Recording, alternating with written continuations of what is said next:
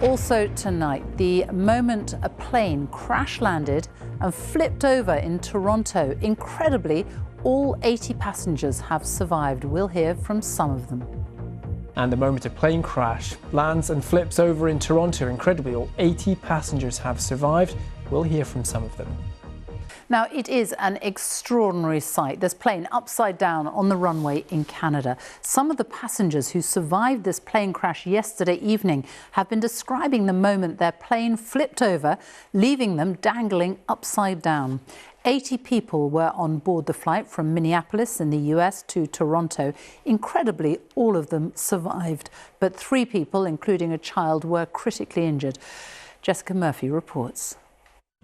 A touchdown in Toronto that flipped a plane on its head. Oh, no, no, no, no. Drop everything, drop it.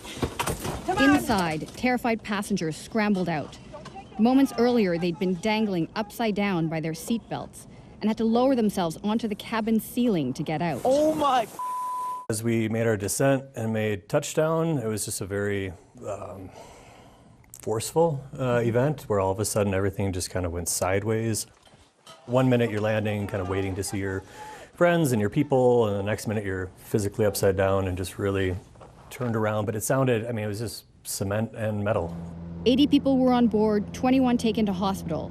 19 have been released. Miraculously, everyone survived. Audio from air traffic control shows a measured response as emergency services rushed to help. This airplane just crashed at 23. You can just stay there. I got no traffic here, so just let me know what you'd like to do. We just had a crash on runway 23 here. They were traveling from the U.S. city of Minneapolis. The tail and right wing of the plane were ripped off by the impact of the landing. But how exactly the plane ended up like this, wheels in the air, still isn't clear. This is an active investigation. It's very early on. It's really important that we do not speculate. What we can say is the runway was dry and there was no crosswind conditions. It's cold here in Toronto, and as you can see, we've had a lot of snow, which experts say may have been a factor in causing the plane to flip. We've had 2 big storms recently, bringing with them up to 50 centimeters of snow. This marks the 4th major air crash in North America in less than a month. The other incidents remain under investigation.